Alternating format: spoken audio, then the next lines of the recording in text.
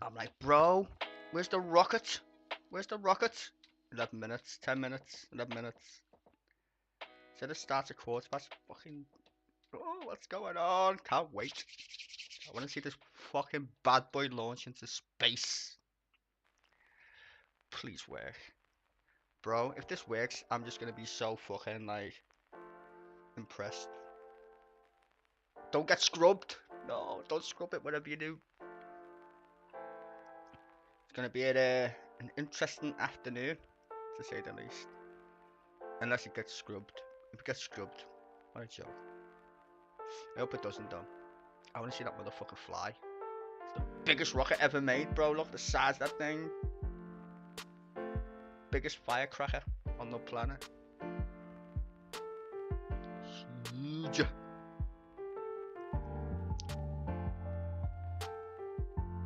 just hope I can go full screen so I don't have to watch it in this little tiny ass window. It's gonna be annoying, I know. You just know what that means a little bit. Yeah, non-copyright tunes, by the way, just in case anybody's wondering how I'm playing music. Non-copyright. I should put that in the description, actually, to be fair. It's called the relaxed movement, if you want to know where to find it. In fact, I'll credit them, actually. I normally use non-copyright sounds, but I don't actually need that unless it's YouTube. I play drum and bass on the stream, not Twitch. But that's some nice relaxing music while you listen to me just waffle for 10 minutes or 9 minutes or whatever the fuck it is. Oh, I'm so excited, I got butterflies. Can't believe it. Been waiting for this shit since Hopper, believe it or not. Fucking hell, when did I post that on my fucking Instagram? Like fucking 2 years ago. Fuck, I can't believe it's been 2 years since he's been building this mega rocket. He's got about 10 of them lined up as well, which is mad. The black bit on the top is fucking huge as well. That's not small. And then the booster thing at the bottom, that's ginormous. Oh man, I'm so stoked. If you're a nerd, like me, I mean shit. Two things I like, one's space, the other one's politics. It's a good day.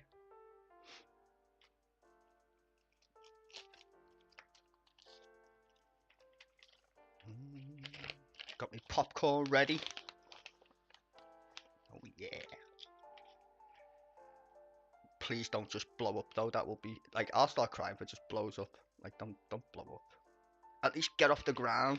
Just get away from the pad.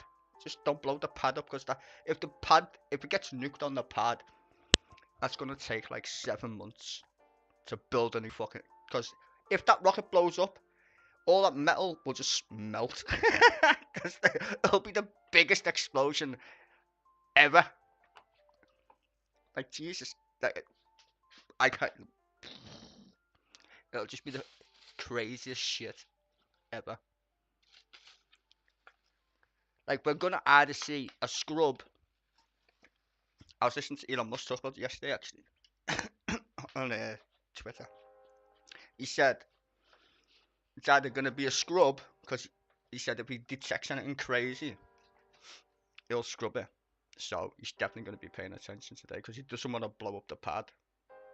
But he said if they don't find anything wrong with it, and this bad boy lifts off the ground, just get away from the pad so it doesn't melt the fucking thing.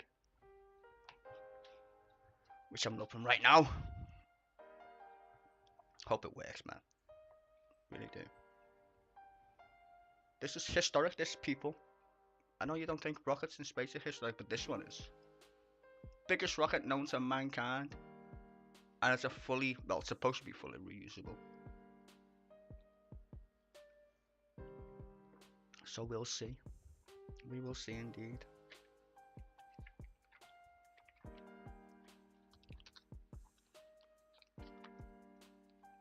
Don't bet against Elon Musk. Just the fact that I'm actually looking at this shit is insane anyway. Like, space would be so boring without Elon Musk. Like, no rockets coming back to fucking Earth. Reusable. Or at least the first stage anyway. This entire rocket is supposed to come back to Earth, get refueled, and then fuck back off in a couple of hours. Gonna be insane. I just want it to work. Get off the landing pad, motherfucker. You know what the crazy thing is? It's gonna look so slow when it's lifting up. It's gonna look so insane. And it's going fucking fast, it's not going slow as well. But because it's so big, it looks like it's going slow. This shit's got 33 engines. 33 fucking mad engines. You know the crazy thing is, don't know how much that thing costs to build, but he's just gonna throw it away. It ain't coming back. Well, it's coming back hopefully. But the top bit, the black bit, that's gonna belly flop straight into the ocean somewhere off Hawaii, apparently. I think it's that one. It's gonna twat the earth in the ocean. That's gonna explode, clearly. I don't know what's gonna happen with the other one though, the silver bit. But that's coming back.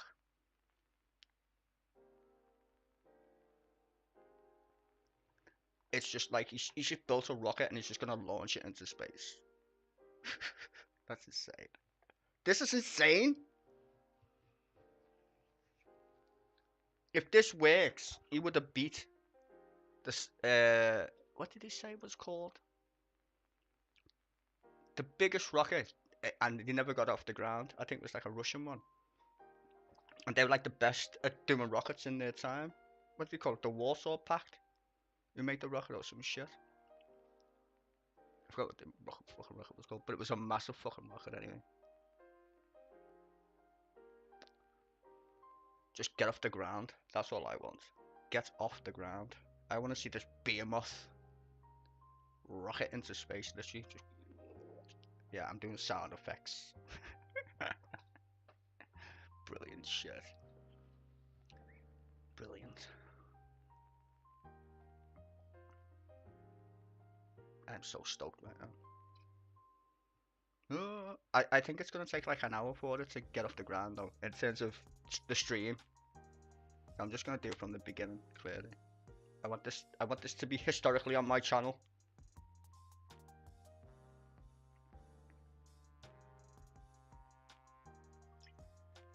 I wonder if there's gonna be commentary. I don't want to talk for an hour. I feel like a twat. And to be fair, I like to have a natter. But not over the top of this giant rocket going into space. Or getting off the pad, or blowing up. Oh, don't blow up. I don't want it to blow up. If there's any technical difficulties, Elon, don't. Just scrub it, mate. Just scrub it. So what's the matter with it, and then fix it. Everybody says, oh, fuck it. No, he won't. He sounded pretty low bar last night. He was like, guys, set your expectations low. Like, low. Because there's more chance of it getting scrubbed than it actually lifting off. Which is mental. But, yeah, I mean, that's the biggest structure when it comes to a rocket. Not the rocket itself, the fucking thing that's next to the rocket. That's the biggest contraption anyone's ever built for a rocket. Because that's the biggest rocket in the world. Ever built. Look at it, it's fucking amazing.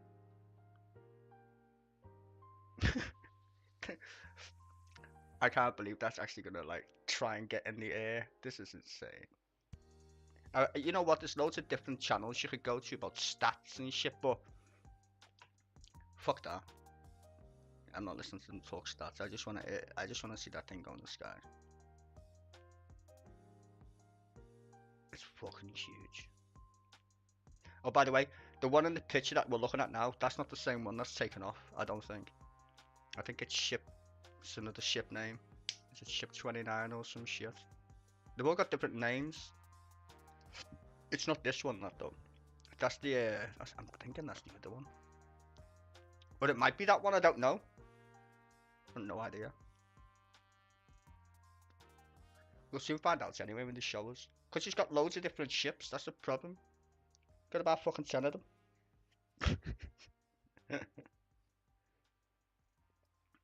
And he was saying like that. He said they cost, what is it, $1 million a pop, £1 million per rocket. Imagine just like blowing up £1 million or dollars, just blowing it up. It's like putting £1 million in front of someone and going, disappears. But you know what? That ship is so big.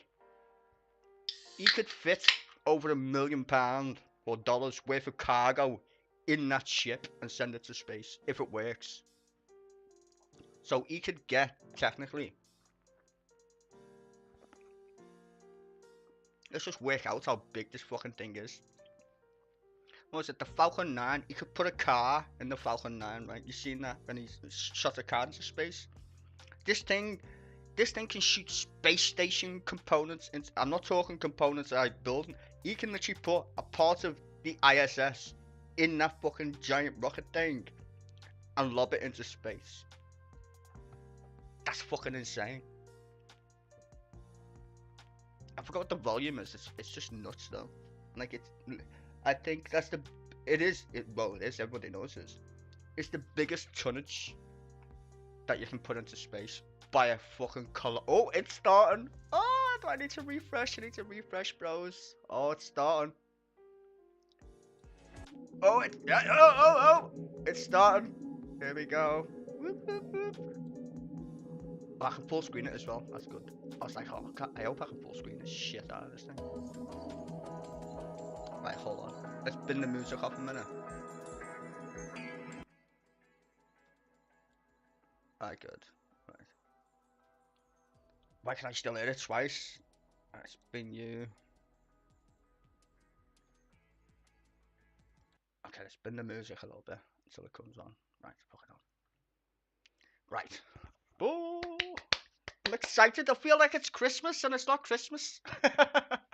It's like, what the fuck? Oh, can't wait. Don't copyright strike me. Elon, you know, I'm a fan.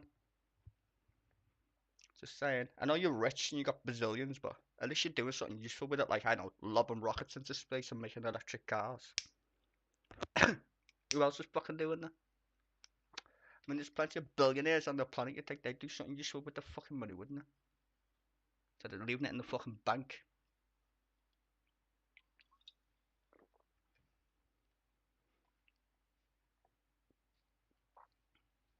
Crazy shit. Oh. Okay, well, I'm glad I don't have to play that. Can I just... Okay, I can turn that off. In fact, I can turn all these off now, can't I? I don't need them. Good.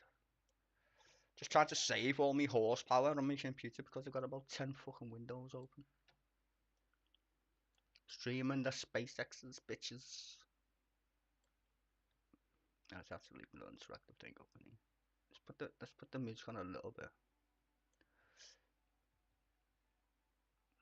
Just for my own sanity. In case someone starts talking.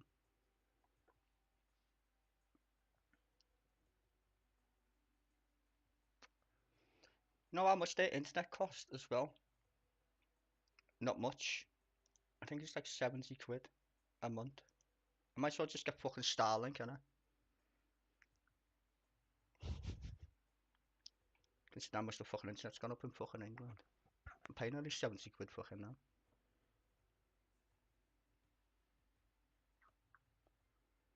And you know what it is? It's pay as you go as well. It's like a rolling contract. You can just keep it for a month.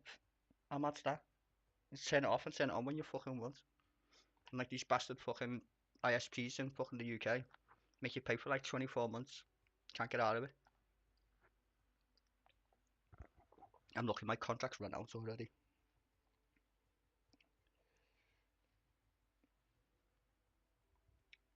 And in the future, you'll be able to use your mobile internet as with your internet. Only for voice calling though. I don't think the data's that great. But in like 10 years or whatever the fuck it is, just buy fucking SpaceX fucking internet. You're laughing. All the airplanes are starting to use it as well. Ooh, ooh, ooh, ooh. Here we go. Video footage. Please don't scrub. I want to see this fucker launch. Look at the size of that, mate. Jesus Christ.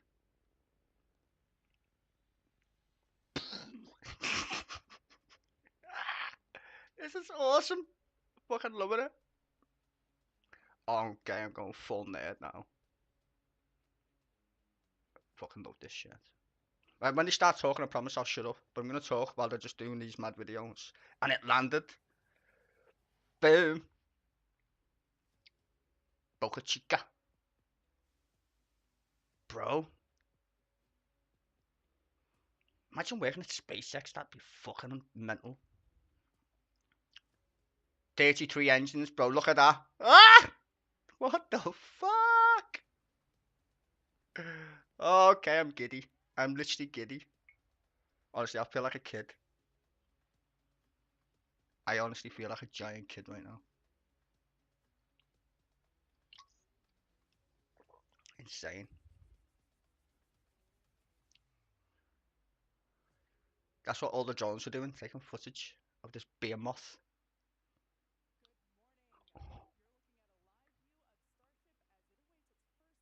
Integrated flight test from Starbase, Texas, in just a little over from 40 minutes from now. Today, we're hoping to see our Super Heavy booster and Starship spacecraft, collectively referred to as Starship, lift off together for the first time. Thanks for tuning in. I'm Kate Tice, Quality Systems Engineering Manager here at SpaceX headquarters in Hawthorne, California.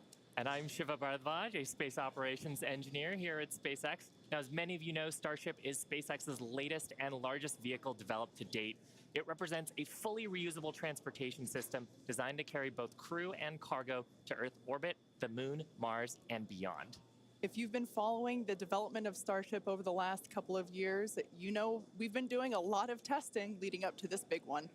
Once fully developed, it will be the world's most powerful launch vehicle, with twice the thrust of Saturn V rocket and the ability to carry up to 150 metric tons to orbit.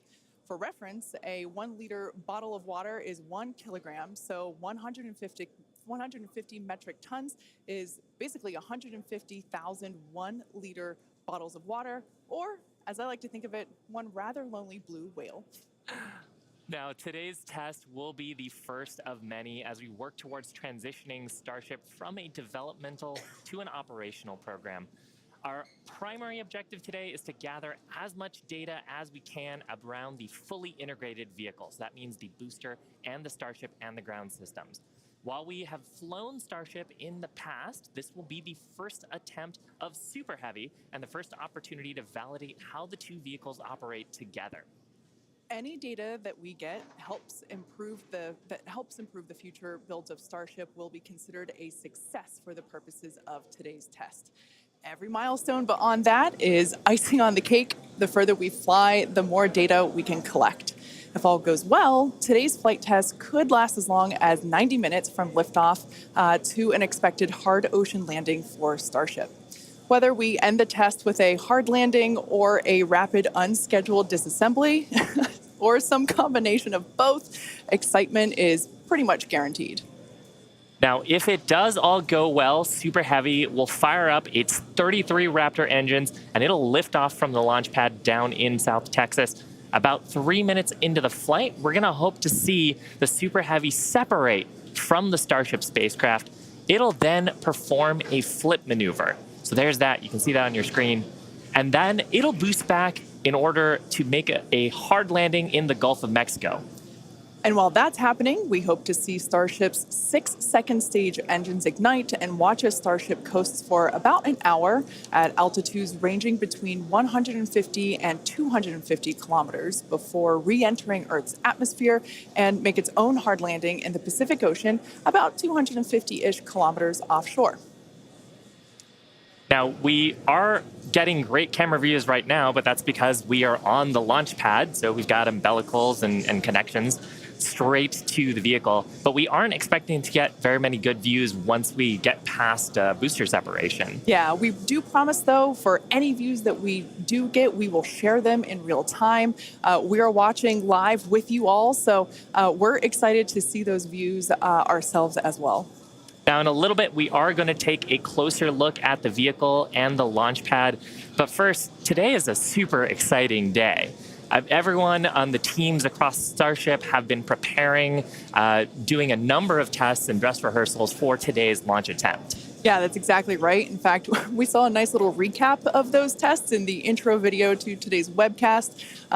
For those of you that are following along, you know that many of those tests ended in those rapid unscheduled disassemblies, or RUDs as we like to call them.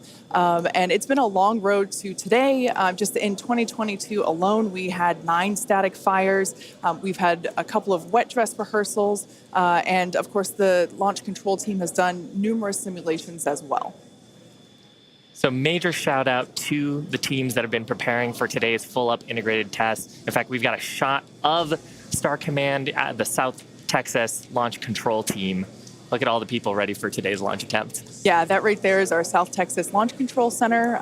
That is basically ground zero for everything that is happening today, in addition to a couple other control rooms that we have operating as well with operators on console, including the Mission Control Center here behind us here in Hawthorne, California.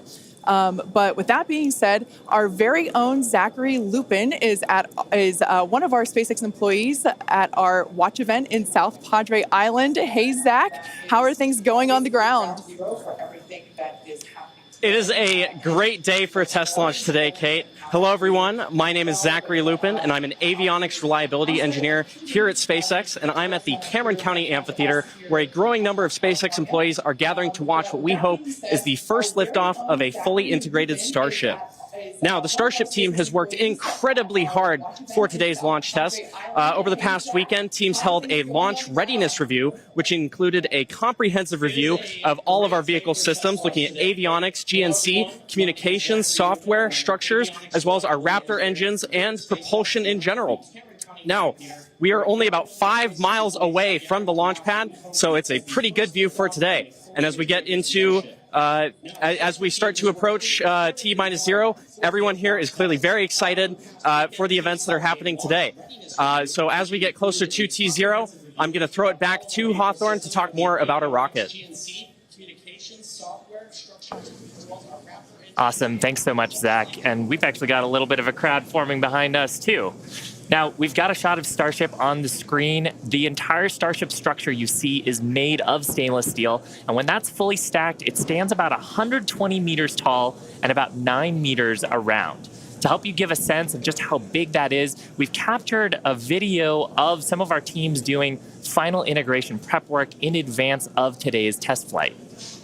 Just like Falcon 9, Starship has 2 stages, which we will talk a little bit more about in a minute. But in addition to those 2 stages, Starship actually has a 3rd stage called Stage 0. It consists of all the launch pad infrastructure built around the rocket. You can see a great view of it there on your screen. It's truly an engineering feat in its own right.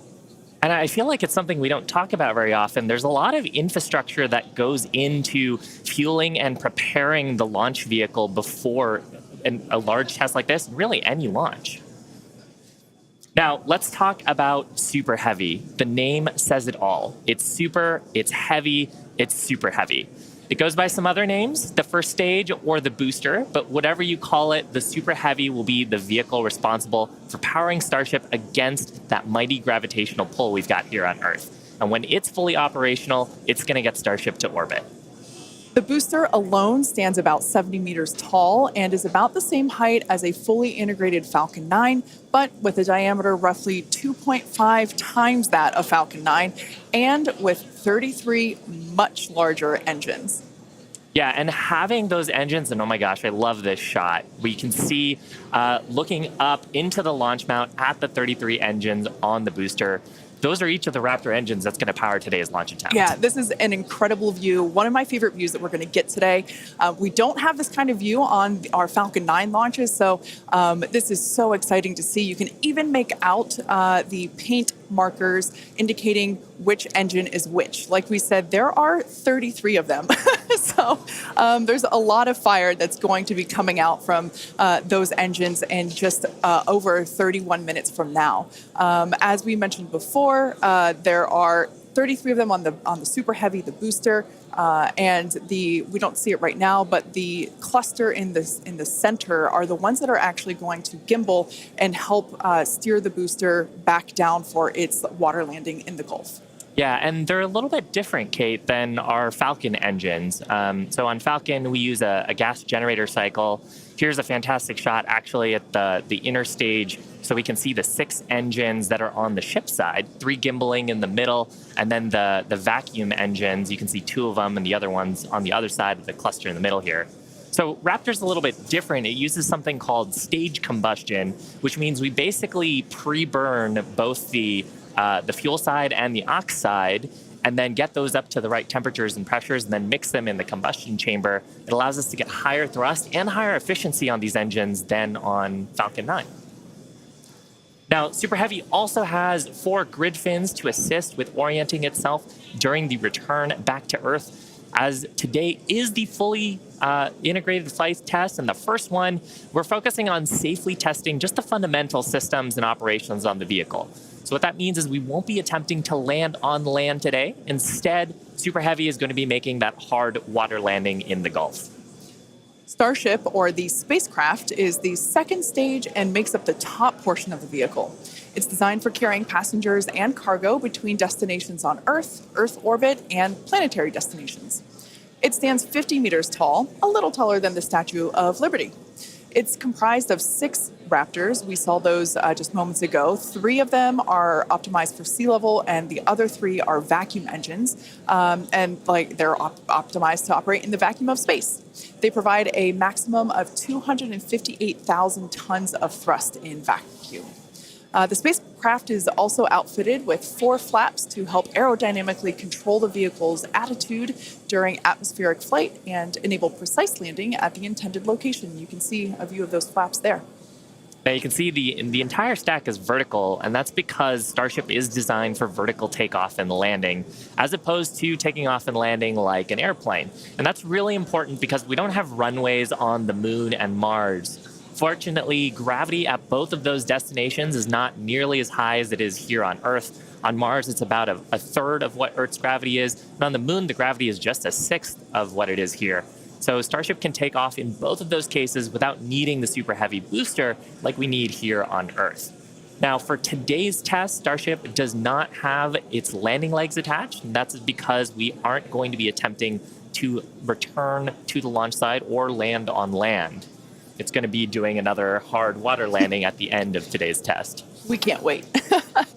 Starship is wrapped in a heat shield, which is composed of 18,000 hexagonal ceramic tiles designed to insulate the vehicle during atmospheric entry, where temperatures can be as high as 2,600 degrees Fahrenheit. The hex-shaped tiles, like these ones that we have here, roughly make up about 2/3 of the vehicle. There's a couple of different geometries. The one that I have is for the circular portions of the vehicle, so it has this curvature to it, and the one that Shiva has. Yeah, this kind is a hexagonal shape, and there's several thousand of these all across the body of the vehicle. And it's worth saying we need these because when a spacecraft re-enters from orbital velocity, it's going faster than the speed of sound and causes a lot of heat to build up that has to get dissipated by these heat shield tiles. Yeah, thing that's really cool about these is they're super lightweight. Even just holding them, we're able to even just like hear how hollow they are because of the construction. But they do a great job of dispersing that heat during that atmospheric reentry. We actually produce these in-house at what we like to call the SpaceX bakeries. And they're located in Texas and Florida. So it's something that we designed and build in-house. And like we said, there's thousands of them. You can kind of see them on the exterior of the vehicle. So at this point in time, we are at T-minus 27 minutes and 18 seconds. So let's head on over to John Innsbrucker for an update on the countdown. Hey, John. Thanks, Kate, and good morning. I'm John Innsbrucker, Principal Integration Engineer here at SpaceX. We're currently loading propellant from the ground system into both the first and second stages. Now, both vehicles use the same two propellants. Our fuel is liquid methane at a temperature of just over 100 kelvins, or about minus 272 degrees Fahrenheit. Now, this is a different fuel from Falcon 9, where we use RP-1 kerosene. And our oxidizer is liquid oxygen, the same as Falcon 9. But because there's no oxygen in space to support combustion, we have to bring our own. Now, a little bit of a recap. We did the go, no go poll at T-minus 1 hour and 45 minutes. And once the team gave their goes, we polled about 20 folks. We started loading propellants onto the booster at T-minus 1 hour and 39 minutes. And at T-minus 1 hour and 22 minutes, we began propellant loading of the ship, the second stage on Starship. Now, LOX loading of the second stage main tank is almost complete right now, but we'll actually stretch it out and wrap it up and finish at T-minus 5 minutes. And then at T-minus 3 minutes, as the booster finishes loading, the vehicle will be fully loaded with just over 10 million pounds propellant. Now, currently in the countdown, we've just passed the T-minus 26 minute mark. The good news is weather's looking good. You can see the blue skies there on the camera views from the drone. The only thing we're watching is winds. They are within limits at ground level. We expect they may pick up a little bit as we get farther into the window should we need to go that far. But the good news right now is that the weather is looking good. The range also is looking pretty good. We've moved almost all the boats out of the keep out zone overnight. We are working one, but we're still underway. And right now, as a reminder, if for any reason we do not make our test flight today, we have backup launch windows. This could be either 24 or 48 hours after today, and it'll depend on how far we get into the countdown. But coming up on 25 minutes to go, everything is looking good, Kate. In order to make life multiplanetary, we need a fully reusable vehicle that's capable of carrying a huge amount of cargo and a lot of people to orbit and have a pretty quick turnaround. The idea is to effectively reuse launch vehicles just like airplanes.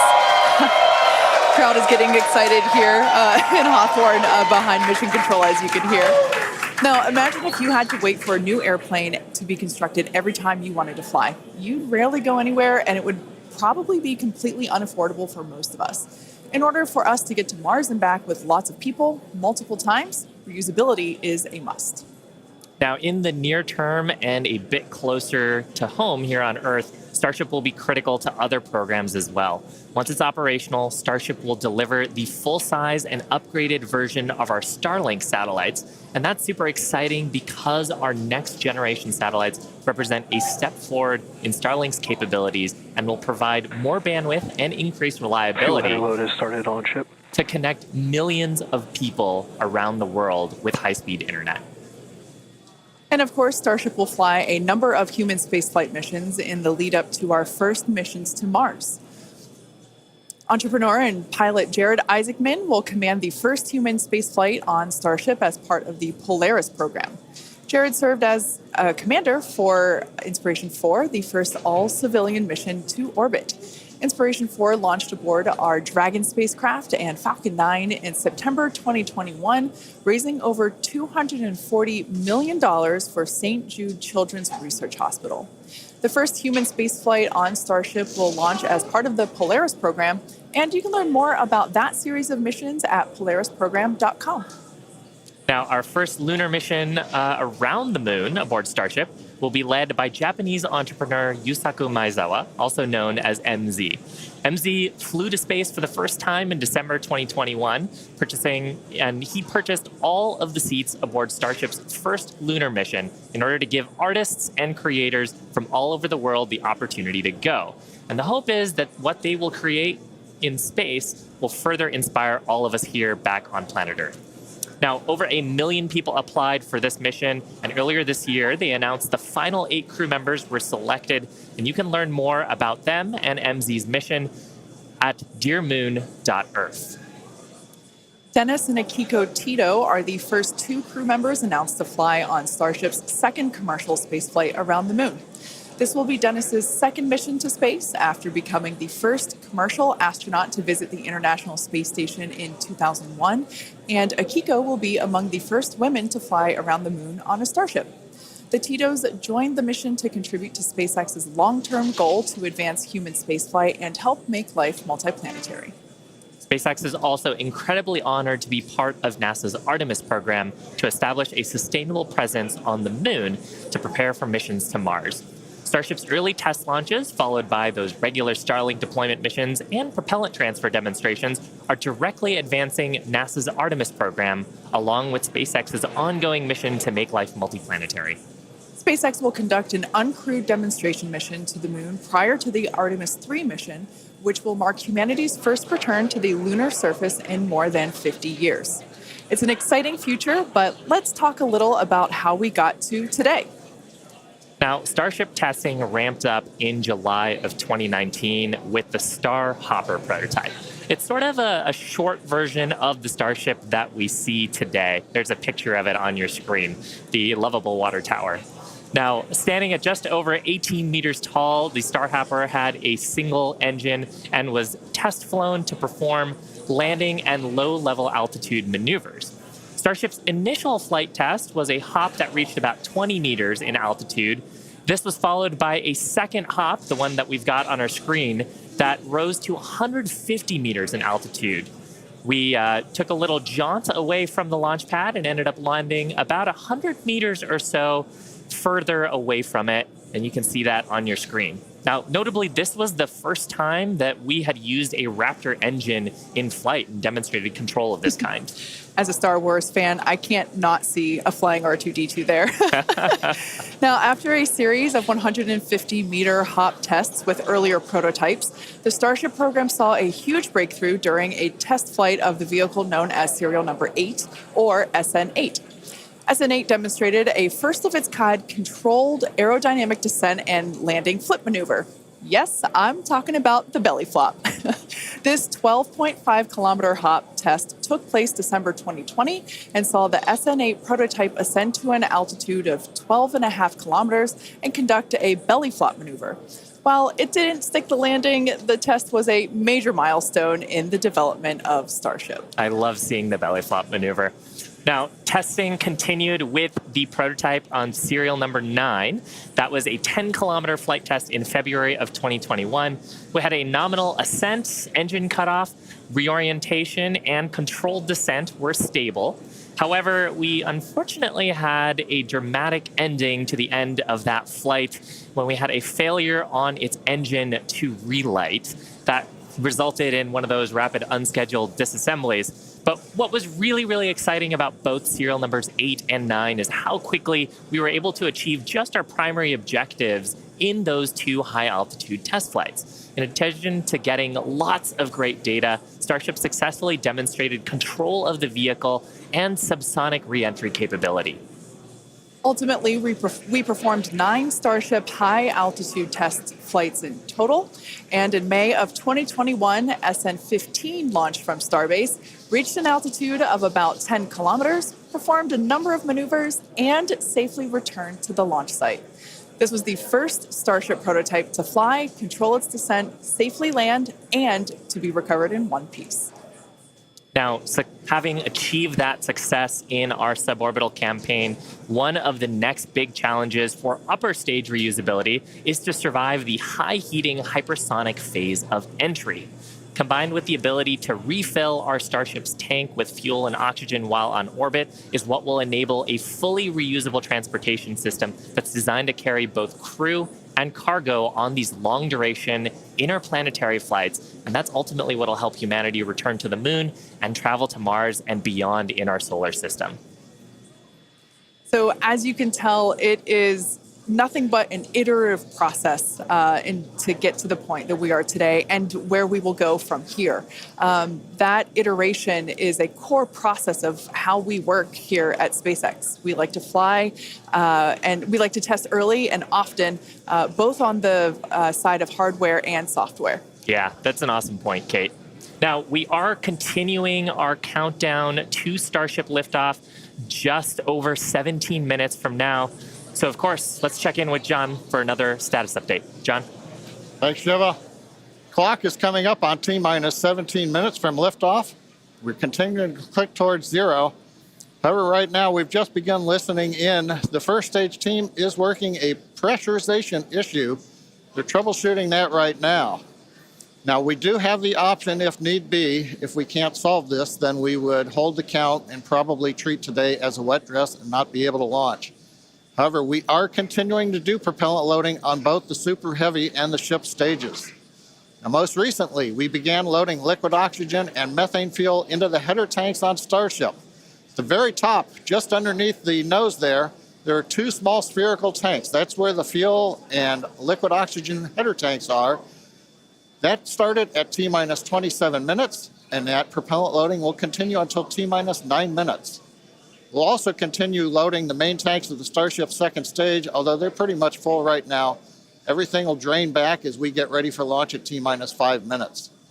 Now, on the first stage, we're continuing to load the massive amount of propellant onto the Super Heavy booster. That's going to continue until T-minus 3 minutes. You can see the frost line on some of the views as both liquid methane and liquid oxygen go into the tank. It's 16 minutes and counting. We're also currently configuring the launch pad for liftoff.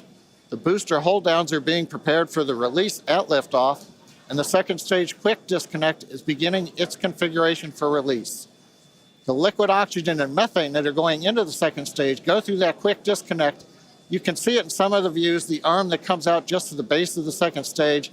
Now it'll move out of the way as we lift off. At the same time, the SpaceX team continues to check in with the Coast Guard. We're working one boat that's in the safety perimeter. They are working to get that boat out of the way. We cleared several other boats out overnight. We're down to one, and we expect that'll be clear so that we can proceed with launch out over the Gulf of Mexico. But as a reminder, T-minus 15 minutes, 10 seconds and counting. We are working an issue on the first stage, and we'll bring an update as we get more insight into that issue. Now, today's test flight is taking place out of our Starbase facility in South Texas, and that facility has gone through a tremendous amount of change and growth in a really short period of time. Yeah, I mean, 3 years ago, not much even existed there. It was a very different scene, as you can see by that photo there on your screen. Fast forward to today, and the team is building out an entire production line. Yeah, last year they built 4 Starship Super Heavy boosters, 5 Starships, our 200 Raptor 2 engine, and this year they're targeting 5 boosters, 8 Starships in production for 2023. And really, you do need a production system to rapidly iterate, like we were talking about earlier, on the design of the vehicle as we learn more about it from these large tests. Yeah, absolutely. Pulling on my industrial engineering background, system fill is something that is critical to that goal. Being able to produce and launch multiple Starships means that we have to have a system full of those production vehicles, and we iterate on each one. So even the next Starship that will fly in whatever the next test is will be different than the one that you see there on your screen now. Now, the employees who have been at SpaceX a while say that Starbase does remind them of the early Falcon 1 days, except moving a whole lot faster. The team at Starbase is expanding as fast as the facilities are, and if you've ever wondered what life at Starbase is like, here's a quick peek.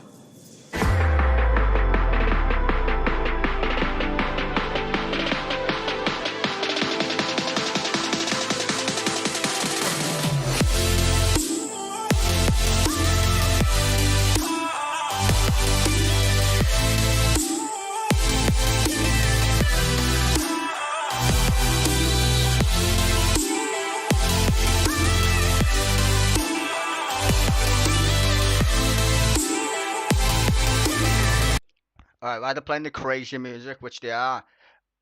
Oh, look at all these crazy engineers, bro. Holy shit balls. Like, what the fuck? Please fix the fucking issue, though. Ah! Fix the issue, whatever it is. Fix it. Fix it.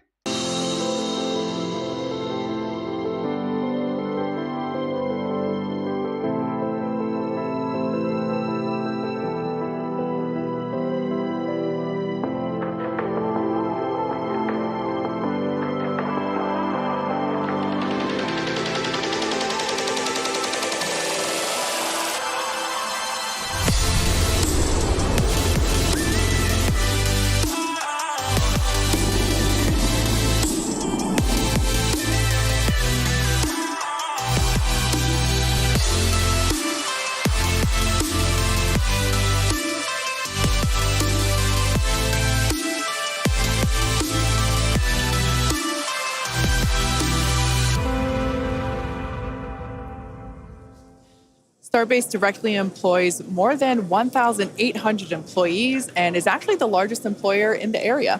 Yeah, and from that video, you can really tell, like, it's a beautiful location. It's close to the ocean. There's tons of wildlife. And that's because being close to the equator is actually a fantastic way to get to orbit. Yeah, I love that we have so many employee events that allow us to participate with ocean cleanup and other environmental efforts there. We'd also like to thank Cameron County for being so supportive for all of our work in that area.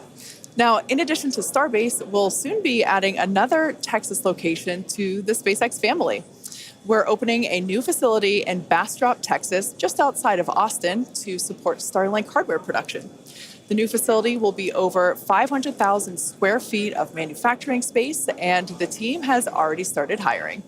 Now, we have all kinds of openings in production and manufacturing for technicians and leadership and manufacturing engineers and all kinds of site support roles. Basically, if you can think of a role, we're probably hiring for it. So if you're interested in helping expand human life to other planets or helping internet access here on Earth, consider becoming part of the SpaceX team at spacex.com/careers. Now, with that, let's check back in with Zach down at Starbase one last time before launch. Howdy, Zach.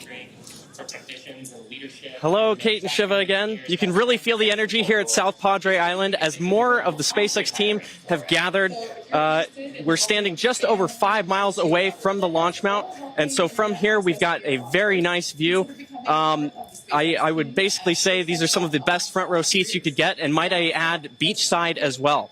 Now, the Starship team has worked incredibly hard to get ready for this test, and we're all clearly excited for T0. And as we get into the final moments, one issue that could hold the countdown or cancel the test altogether is if a boat enters the safety perimeter. Now, over my shoulder is the Gulf of Mexico, which is normally very open to all of the boaters and fishers. However, today, SpaceX is closely coordinating with the United States Coast Guard to establish a safe zone and ensure public safety. And up to T0, SpaceX is in regular communication with the Coast Guard to ensure there are no boats in the area leading up to the launch. Now, fingers crossed that that does not happen. Now, I'll throw it back to the folks at Hawthorne as we get closer and closer to that T-0. To all of the boaters and fishers, however, today, SpaceX is closely coordinating with the United States Coast Guard to establish a safe zone and ensure public safety. And up to T0, SpaceX... We're just inside T-minus 9 minutes and counting. We're listening on one of the background loops right now. Flight director is talking about the issue we've had on first stage, working the pressurization system. Decision right now is that we are going to stop the launch for today. We're going to transition the launch attempt to a wet dress rehearsal. So that means we're going to continue with the countdown sequence of events. We'll continue loading propellant, finishing up here shortly on the second stage. We'll also continue loading propellant onto the first stage, wrapping up at T-minus 3 minutes. We're also going to go through pressurization steps, other steps of the countdown. This will be a full validation for the team, but currently the plan right now is we're waiting for final word, is that I think at T-minus 10 seconds, we will finally stop the clock and then recycle the countdown for today. Now we're inside T-minus 8 minutes and counting. We're continuing to load propellant on both the first and second stage. You can see the Starship second stage with the heat shield tiles there. Carriage arms are open. What the fuck, bro? God damn it. Fuck. You know what? Someone's saying, no, we're not gonna fry. We're not gonna fry it. You know why, bro? If they've got an issue on the other stage, then they're like, well, do we blow this shit up on the fucking landing pad? Don't think so. Not after all that hard work. Whatever it is, they can probably fix it. They're a bunch of engineers, innit? A bad start. Oh, I got so close as well. I want to see what the issue is though, so I'm gonna turn the volume back up because I want to see what the issue is. What did they say? A pressurized fucking thing? I'm sure they're gonna tell us, like, but god damn it. Just over 10 million pounds of liquid propellant on board. Inside T-minus 7 minutes, we're continuing to count. Team is preparing for the hold and scrub at T-minus 10 seconds. Now the good news is everything's been going good. We're just working that one issue. So we are continuing to count. Team will get this as an excellent opportunity to run the end-to-end of the system. Now in a launch, in the next few minutes, the guidance system would be performing its final alignment. We will be doing that this morning. The automated flight termination system would be armed. We won't need to arm it today as we won't be flying. And we'll do final thrust vector control checkouts, what we call wiggles of the Raptor engines on the first and second stages. Now, normally in a countdown, if we needed to hold, there's a view of the second stage Raptor engines just above the first stage. Now, as I mentioned, in a regular countdown, if we needed to hold, that would come at T-minus 40 seconds. That's the point in the countdown where we can pause to wait for final checkouts or pressurization to complete. Now, earlier this morning, we thought we might have to hold at 40 seconds. Everything's looking good, except for the one pressurization issue that the team is going to have to troubleshoot after this morning. So we won't stop at 40 seconds right now. We'll continue all the way down to 10 seconds, and then we'll go into a recycle.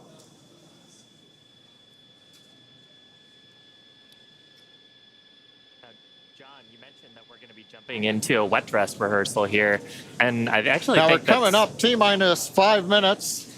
Overall, though, Kate Chevitt, it's been a good day. It's a little sad listening to the flight director say that we're going to have to stop at 10 seconds. But I guess that's for everybody. It gives us a real run through of the launch vehicle. Yeah, it's unfortunate. Of course, we wanted to see fire today and lift off. But that's okay. The point of the countdown is to allow the teams to progress to that T0 time in a coordinated fashion and really to unveil any issues prior to the ignition sequence. So the countdown did its job today. It allowed us to identify that press issue, and like John mentioned, the teams are going to work through it, and we are going to basically call it off at T-minus 10 seconds. But the integrated launch teams and us, we are going to treat this as if it were still a launch day. We're going to do this, what we now call a wet dress rehearsal. Yeah, and we've mentioned the term a couple of times here. We call it a wet dress rehearsal because we are wetting the propellant tanks. We are loading propellant into the vehicle. We've talked about the frost line a little bit here. That exercises the stage 0 system, the ground system, all of our infrastructure that loads propellants onto the pad. That exercises our procedures for the mission control teams. we're monitoring telemetry on the mission control consoles, looking at the pressures and the rates and the temperatures. And some of those things look a little bit different when you're getting up to the pre-flight pressurization levels and full propellant load. So we're learning things today about the integrated tests that are going to set us up for success in a future attempt later on, hopefully in the next 48 hours or so. And Kate, like it's also worth mentioning here, we're still going to take the count through to a pretty around the T-minus 10 second mark. So we're really going to exercise everything that we would up until that point in the vehicle states and ground procedures. Yeah, it's like we said before, any data that we can collect today is super helpful. And that's exactly what we're doing. We are continuing to collect this data and allow the teams to have be better informed for the next attempt. Unfortunately, due to the needing to recycle the propellant, we are looking at a minimum of 48 hours until we are able to attempt this flight test again.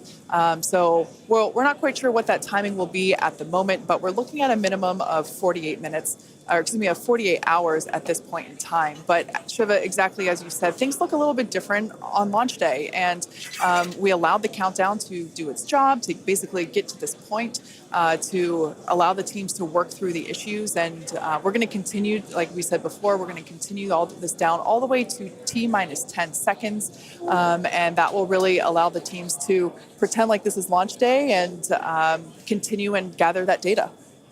Yeah, Kate, it's on the one hand, it's a little bittersweet.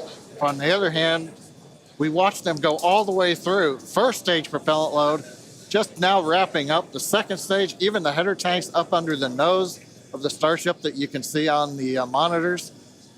Actually, that all went very well today. The weather was excellent. Everything was looking good. Sadly, we just have the one issue, but that is letting the team continue to count down. And we're going to continue with it here until we get the clock hold at T-minus 10 seconds. Yeah, so for those of you that have just joined us, we're now at T-minus 1 minute and 30 seconds to what would have been the launch of our Starship flight test. But unfortunately, due to a stage 1 issue, we are going to utilize today as a wet dress rehearsal. Instead, we are not going to attempt launch. The teams are basically saying that we're scrubbing our launch attempt for today, and we are expecting a minimum of 48 hours in order to recycle. So it's all good news, though. There's nothing really to be sad about other than we had hoped to be able to lift off today, but that's okay. Now, one thing to point out for folks, when we do come back, when we clear this and we fly, one of the things you'll hear in the last minute, you won't be hearing us because we'll be listening to the countdown. But at T-minus 30 seconds, that's when the flight director would give the final go for launch. Love to have heard that this morning, but something to look forward to. Absolutely. The other thing to look at is at T-minus 6 seconds, we begin lighting the engines. Up on your monitor, you can see there, T-minus 40 seconds. We did hit the 40-second hold point, and they are holding for a moment. In the end, they will release that hold. We'll go the last 30 seconds. But yes, when we do get to day of launch, the last thing to look at is in the last 6 seconds, light the Raptor engines in succession. So unlike Falcon 9, we're going to have to do that a little longer. We're hearing right now the clock is going to hold here at T-minus 40 seconds. The Super Heavy and Starship are looking good. So with that, Kate, it's been a fast-paced morning. We got through it fairly quickly.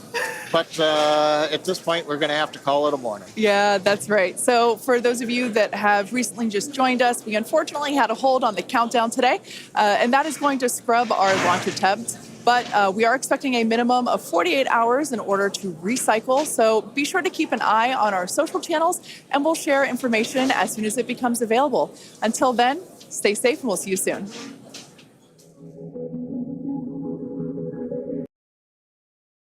To be fair though, Elon Musk said that yesterday, well last night. He was like, there's like way more chance that doesn't happen today. He's like, come on, this is the maddest rocket ever. And I definitely don't want it to just melt everything when it blows up. So yeah. Oh, I don't know what that is. Oh, can I just turn it off? I don't know what that is. Pause. Yeah, pause. Anyway, I don't know. What's that? 48 hours from now. So let's say Tuesday, Wednesday. Might get a Thursday. Because they said minimum, didn't they? So, Thursday. I don't know. Probably stream it on Thursday. Again. Anyway, I'm just excited that it's literally ready to go into the sky and shit. So, fuck it, whatever. I was excited. Ah! God damn it. Anyway, well, that's it for random, I suppose. Oh, bollocks. Anyway, fuck it. I was enjoying that shit as well. I was so excited. Motherfucker. Back tomorrow. Politics live as usual.